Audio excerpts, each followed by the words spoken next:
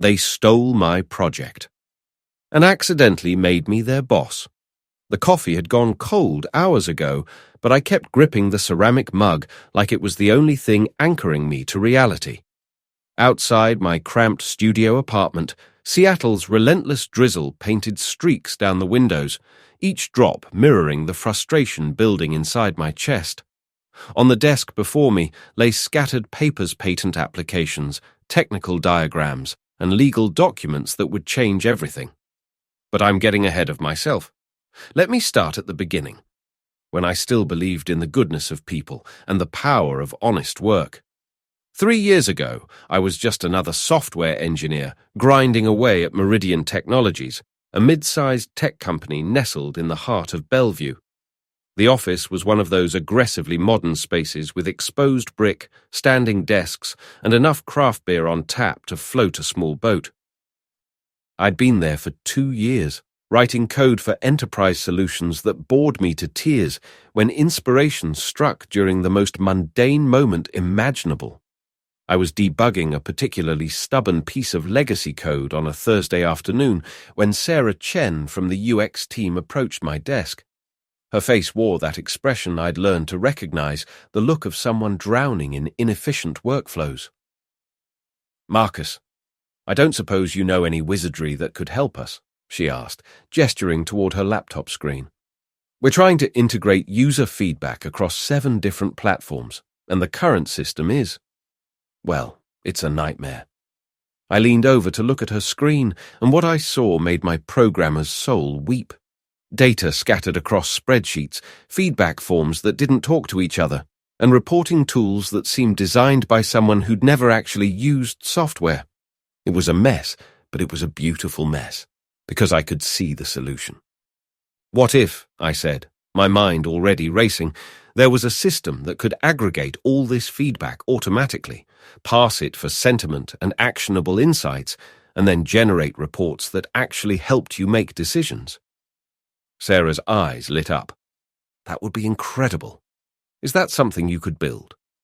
That conversation planted a seed that would consume the next 18 months of my life. I started small, working on the project during lunch breaks and evenings, sketching out architectures on napkins and testing concepts on my personal laptop. What began as a simple workflow optimization tool gradually evolved into something much more ambitious. An AI-powered feedback analysis platform that could revolutionize how companies understood their customers. I called it Synthesis. My apartment became a fortress of solitude where Synthesis slowly came to life. I'd converted the dining area into a makeshift office, complete with whiteboards covered in flowcharts and algorithms.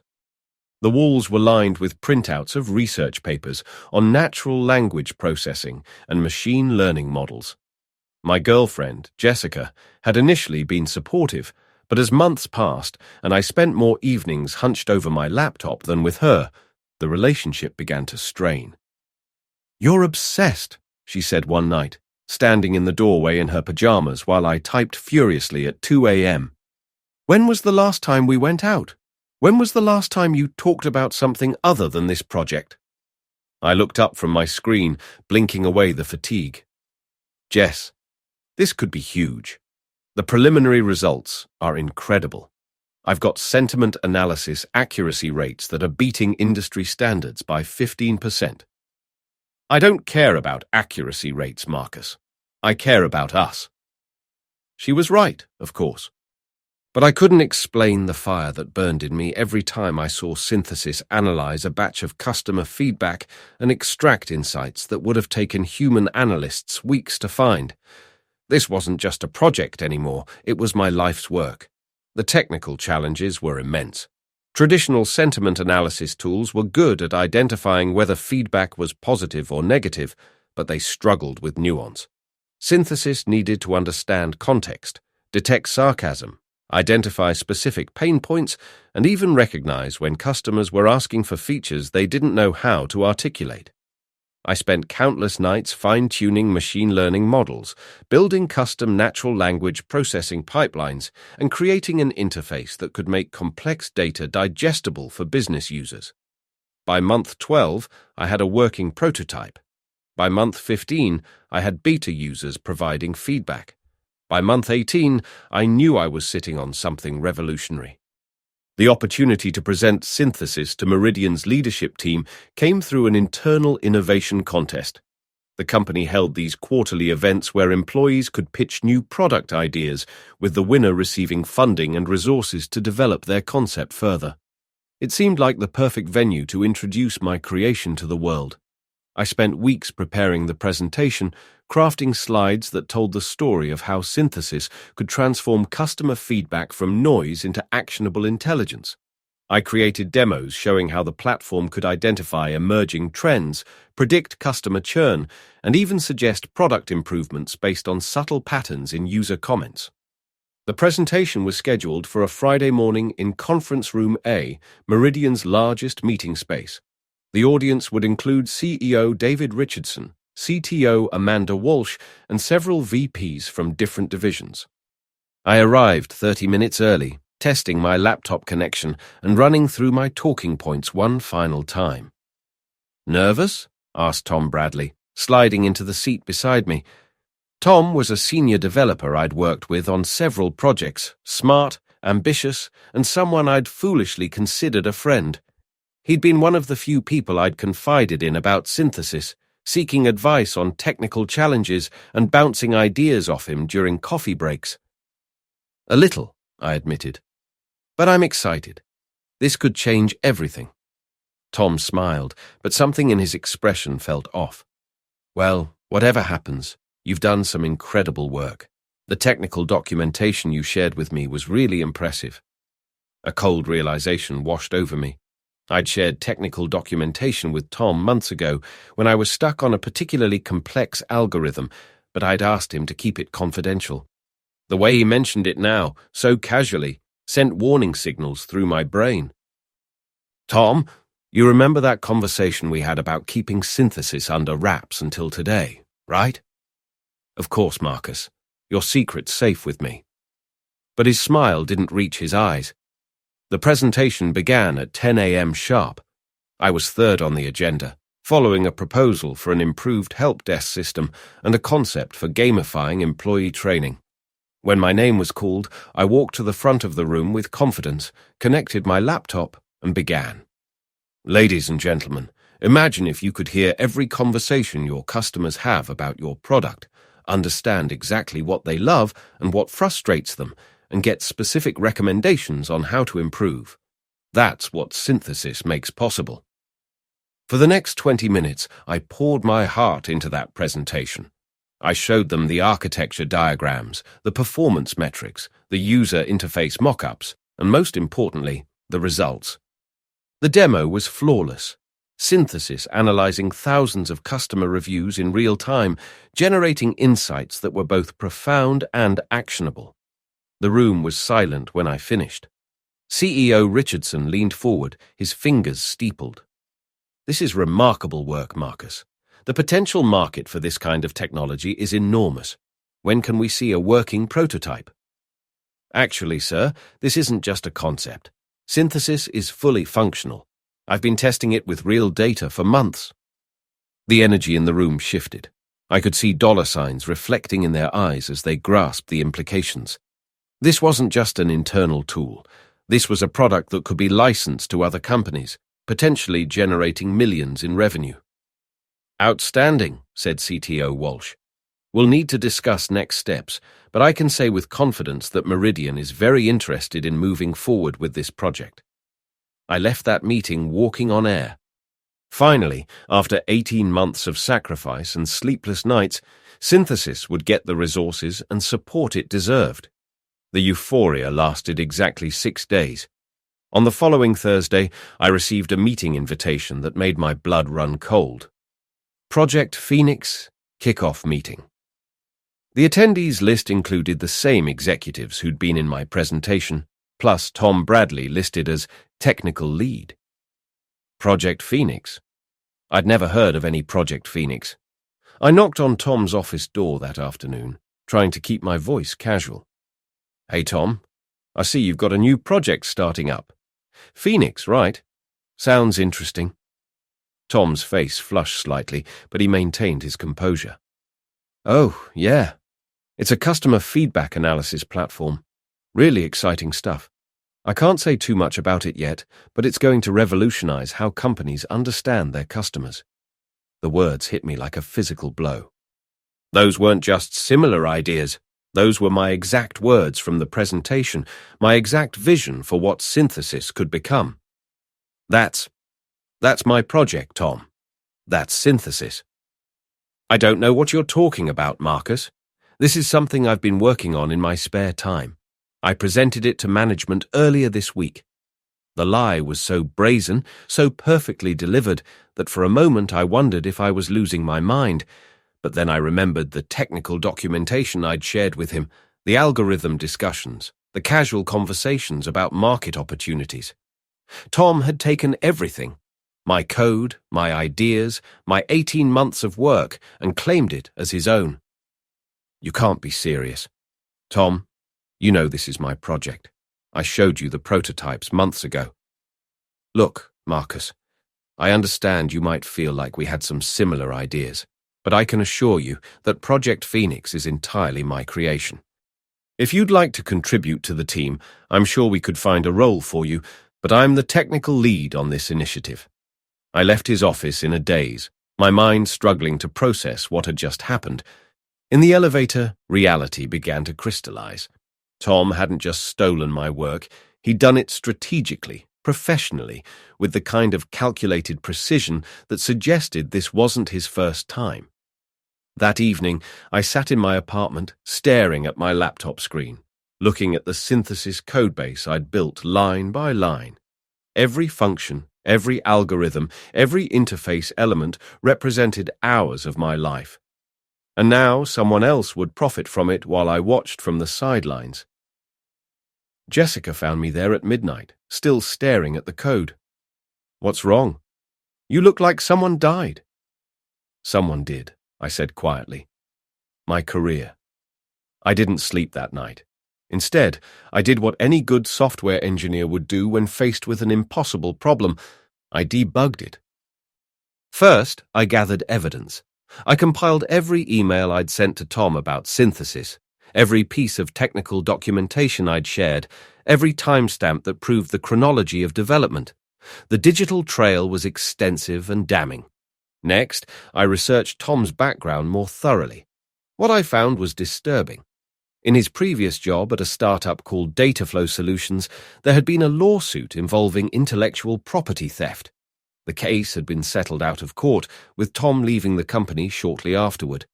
The pattern was becoming clear, but the most shocking discovery came when I accessed the company's internal code repository. Project Phoenix's codebase was there, and it was unmistakably mine. Not similar, identical. Tom hadn't even bothered to rewrite my comments or change variable names. He'd simply copied my work wholesale and attached his name to it. Armed with this evidence, I requested a meeting with HR Director Patricia Williams. Patricia was a no-nonsense woman in her 50s who'd built a reputation for fairness and thorough investigation. If anyone would listen to my case, it would be her. This is a serious allegation, Marcus, she said, after reviewing my documentation. Intellectual property theft isn't something we take lightly. I have timestamps, email trails, and code comparisons that prove every line of Project Phoenix was stolen from my work. Patricia nodded grimly. I'll need to investigate this thoroughly. In the meantime, I'm going to have to ask you to not discuss this matter with anyone else in the company. The investigation took 3 weeks. 3 weeks of watching Tom receive accolades for his innovative project while I sat at my desk writing mundane enterprise code, seething with frustration. 3 weeks of awkward conversations with colleagues who'd heard about the amazing new project and wanted to know why I wasn't involved. 3 weeks of wondering if justice existed in the corporate world. The conclusion was anticlimactic. Patricia called me into her office on a Tuesday morning with a stack of papers and a carefully neutral expression. Marcus, after thorough investigation, we've determined that there are indeed similarities between your synthesis project and Project Phoenix. However, the legal team has advised that since both projects were developed using company resources and time, Meridian Technologies holds the intellectual property rights regardless of who the original creator was. I stared at her in disbelief. Company resources? I built Synthesis on my own time, using my own equipment. But you used knowledge and experience gained as a Meridian employee, and you discussed the project with other employees during work hours. Legally, that constitutes use of company resources. So Tom can steal my work and there are no consequences? Mr.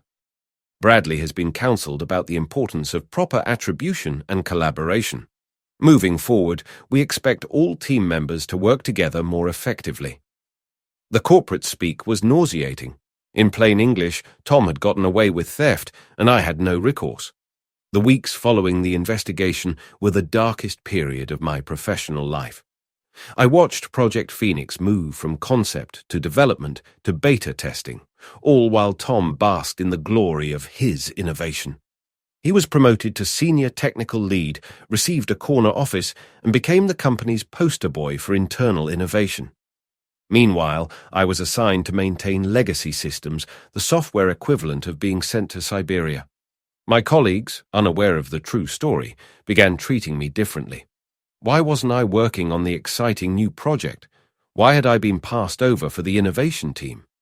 The whispers and sideways glances were almost worse than the theft itself. Jessica finally left me 3 months after the Phoenix debacle. She'd grown tired of my bitterness and obsession with proving the truth. "You've become someone I don't recognize," she said, as she packed her belongings. "This anger is eating you alive." She was right. I'd become consumed with thoughts of revenge, spending nights researching legal options and drafting angry emails I never sent. The injustice of it all had poisoned every aspect of my life. But sometimes the universe has a sense of humor. The call came on a rainy Thursday morning in November, exactly 8 months after my presentation. The voice on the other end was crisp and professional, with a slight British accent. "Mr. Williams, this is James Morrison from Morrison, Klein Associates. We're representing Syntech Solutions in their acquisition discussions with Meridian Technologies. I understand you're the creator of the Synthesis platform." I nearly dropped my coffee. "I'm sorry, what?" Syntech Solutions. They're a major player in the customer analytics space, and they're very interested in acquiring the Synthesis technology. Our due diligence has identified you as the original developer. My head was spinning. "How did you find out about that?" "Corporate intelligence isn't magic, Mr. Williams. We investigate the true origins of technologies our clients are interested in purchasing. Your digital fingerprints are all over the Synthesis codebase, despite Mr. Bradley's claims of ownership." This was it, my chance for vindication. "What do you need from me?" "We need you to verify the technology's capabilities and provide insights into its development. Syntech is prepared to pay handsomely for accurate information. Are you available to meet tomorrow?" I took the next day off and met James Morrison at a sleek downtown law office. He was exactly what I'd imagined, impeccably dressed, razor-sharp, and carrying a briefcase that probably cost more than my car. "Syntech has been tracking Project Phoenix for months," he explained over expensive coffee. "They're prepared to offer Meridian $50 million for the technology and associated intellectual property." $50 million. The number hit me like a freight train. My work, my 18 months of sacrifice and sleepless nights, was worth $50 million. "However," Morrison continued, "there's been an interesting development in the negotiations." He slid a thick contract across the table. The header read, "Technology Transfer and Licensing Agreement, Syntech Solutions, Meridian Technologies." Meridian's legal team made an error in drafting this agreement. They were so focused on the financial terms that they didn't carefully review the technical specifications section. Take a look at page 17. I flipped to the page he'd indicated and found a section titled Primary Technical Contact and Implementation Oversight. The language was dense legal speak, but the essential meaning was clear. Whoever was designated as the primary technical contact would have final authority over all technical decisions related to the synthesis platform, including architecture changes, feature development, and team composition. "And who did they designate?" I asked, though I suspected I already knew the answer. Morrison smiled. "Marcus Williams, Senior Software Engineer, Meridian Technologies." I read the line 3 times to make sure I wasn't hallucinating. There it was, in black and white. My name, with authority that superseded even Tom Bradley's role as technical lead. "How did this happen?" "Best guess? Someone in legal pulled your name from the technical documentation without understanding the office politics. From a legal perspective, you're identified throughout the codebase as the primary developer, so it made sense to designate you as the technical authority." The irony was delicious. Tom's theft had been so complete that he'd never bothered to remove my name from the code comments and documentation. In his arrogance, he'd assumed no one would ever look that closely. "What does this mean practically?" I asked. "It means that if this contract is signed, and our sources indicate it will be within the week, you become the effective boss of the entire synthesis project team. Tom Bradley, his developers, even the project managers report to you on all technical matters." I sat back in my chair, mind reeling. After 8 months of helplessness and frustration, the universe had handed me the ultimate reversal of fortune. "There's more," Morrison continued. "As primary technical contact, you're also entitled to a significant portion of any licensing fees Meridian receives from Syntec. The contract specifies that the lead technical contributor receives 15% of all revenue generated from the technology. 15% of $50 million. $7.5 million. More money than I'd ever dreamed of having. What do you need from me?" "Nothing, actually. The contract is already drafted and awaiting signature.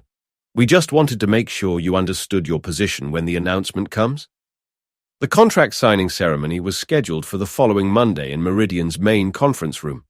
It would be a company-wide celebration with the entire executive team present to commemorate the largest technology sale in company history.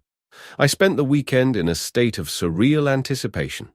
Part of me expected someone to discover the error and fix it before the signing.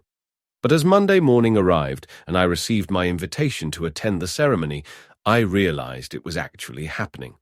The conference room was packed. CEO Richardson stood at the head of the table, beaming with pride as he prepared to sign the agreement that would net Meridian $50 million.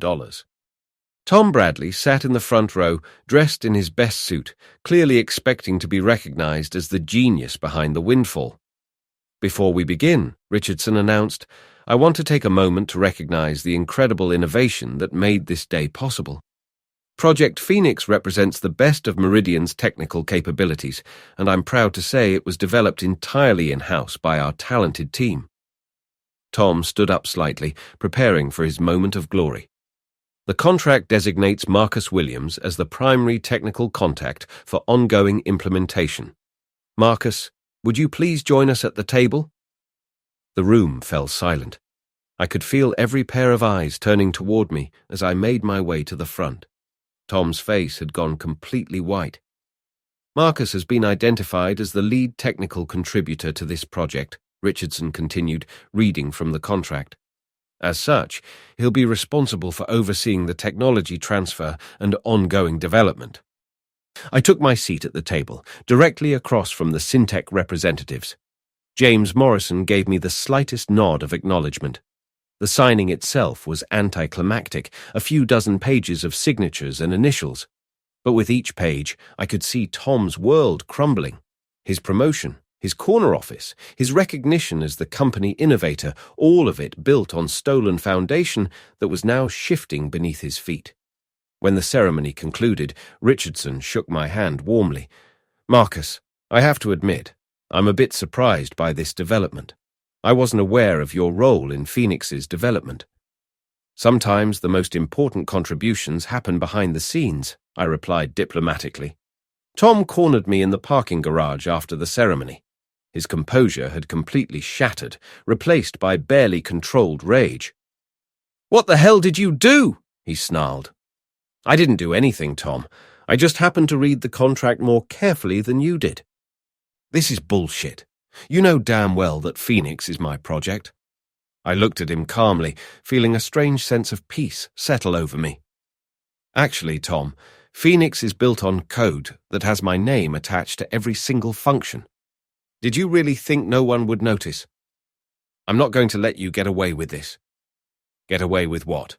Reclaiming credit for my own work. The work you stole and tried to pass off as your own. Tom's face was flushed with anger. I made that project successful. I'm the one who presented it to management. I'm the one who got it funded. You're the one who committed corporate theft, I replied. And now you're going to have to live with the consequences. He stormed off without another word, but I knew this wasn't over. Tom wasn't the type to accept defeat gracefully. The next few weeks were a whirlwind of change. As the designated technical lead, I suddenly found myself in charge of a team of 12 developers, 3 project managers, and a budget that would have seemed impossible just months before. My first order of business was restructuring the team. I brought in Sarah Chen from UX, the person whose original problem had inspired synthesis, and promoted her to senior product manager. I hired 2 additional machine learning specialists and expanded the quality assurance team. Tom, meanwhile, found himself in an awkward position. Technically, he still worked on the project, but his authority had evaporated overnight. The other developers, who had once looked to him for guidance, now came to me with questions and decisions.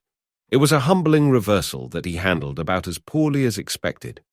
The real satisfaction came from watching synthesis evolve into something even better than I'd originally envisioned.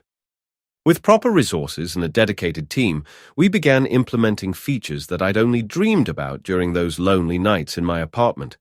Advanced sentiment analysis, predictive modeling, real-time collaboration tools. The platform was becoming everything I'd hoped for and more. Working with Syntec's integration team was revelatory. These were some of the brightest minds in the industry, and they immediately grasped the elegance of Synthesis's architecture.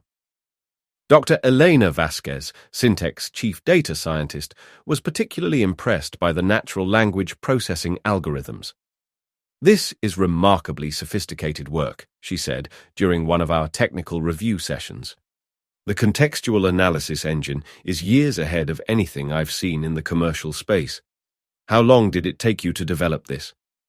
"About 18 months of nights and weekends," I replied. 18 months. Most teams would need 3 years with a full staff to build something this complex. Yeah, the validation from industry experts was worth more than money. After months of being treated like a failure, I was finally receiving the recognition I deserved. The technical transfer process also revealed the full extent of Tom's theft. As we reviewed the codebase line by line, it became clear that he hadn't contributed a single original line of code to the project.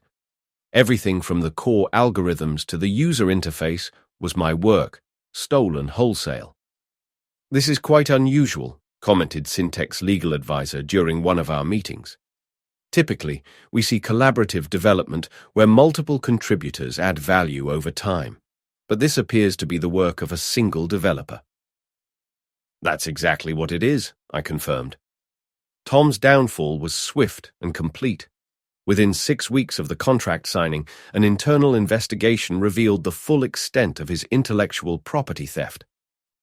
The evidence was overwhelming: email trails, code comparisons, and testimony from multiple witnesses who remembered my presentations of synthesis concepts months before Tom's innovation.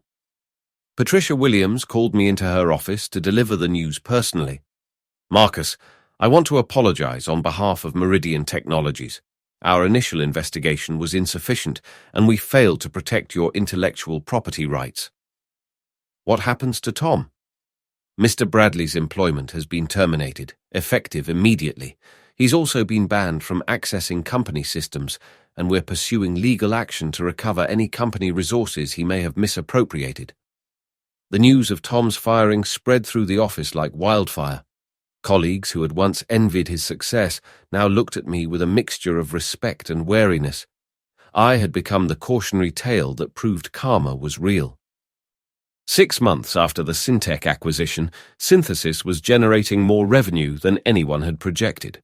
The platform had been licensed to 17 major corporations, with implementations ranging from e-commerce feedback analysis to healthcare patient satisfaction tracking. My 15% revenue share had grown to over $12 million, with more coming as new contracts were signed. I'd moved from my cramped studio apartment to a house in the hills with a view of the Sound.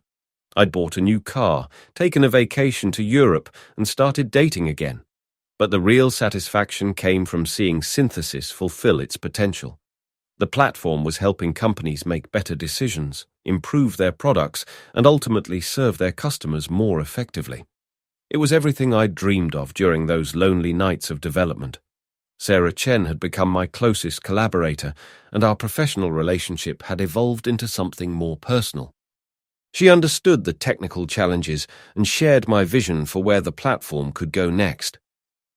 "You know what I find amazing?" she said one evening as we reviewed user feedback from our latest implementation. "You could have destroyed Tom completely. You had the power to ruin his career permanently, but you didn't." She was right. Once I'd regained control of the project, I could have made Tom's life miserable. I could have publicly humiliated him, made sure he never worked in tech again, or pursued personal legal action that would have cost him everything. Instead, I'd focused on building something great. Tom reached out to me 6 months after his termination. The message came through LinkedIn, and it was surprisingly humble.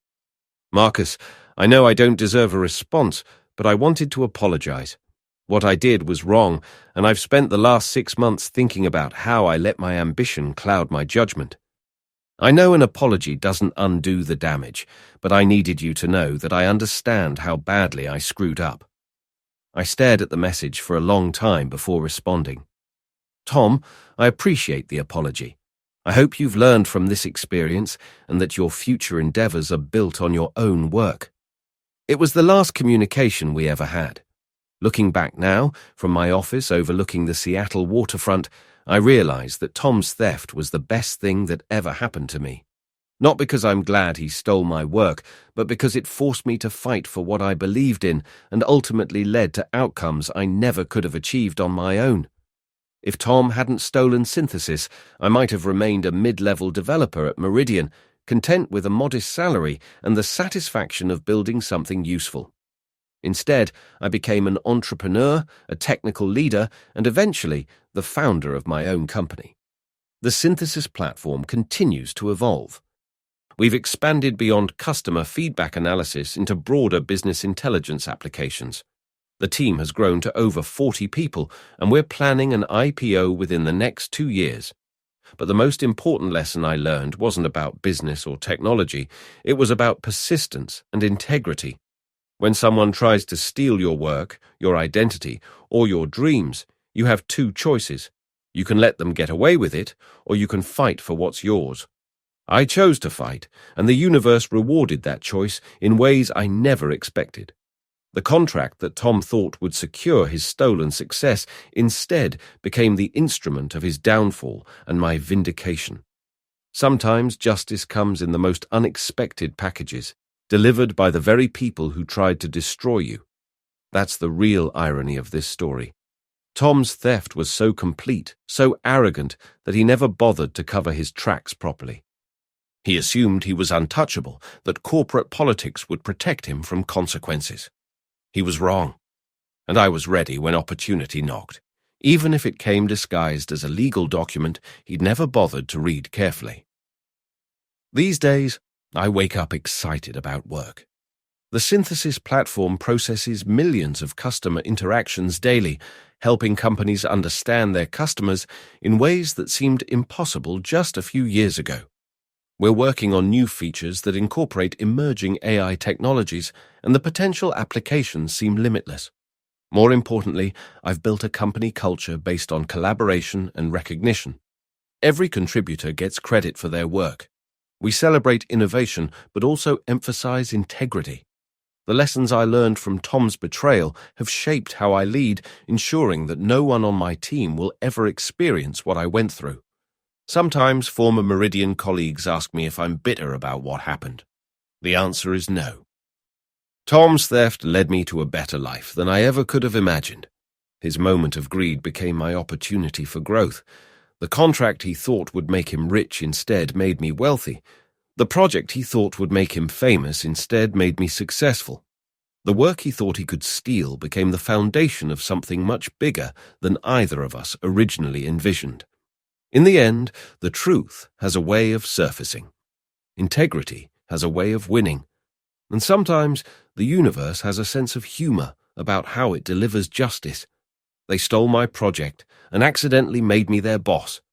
It was the worst thing and the best thing that ever happened to me, and I wouldn't change a single moment of it. The coffee in my current mug is still warm, steam rising as I type these final words. Outside my windows, Seattle's skyline stretches toward the horizon, full of possibility and promise. I've learned that success isn't about avoiding betrayal, it's about how you respond when it inevitably comes. I responded by building something better, something true, something mine, and that made all the difference.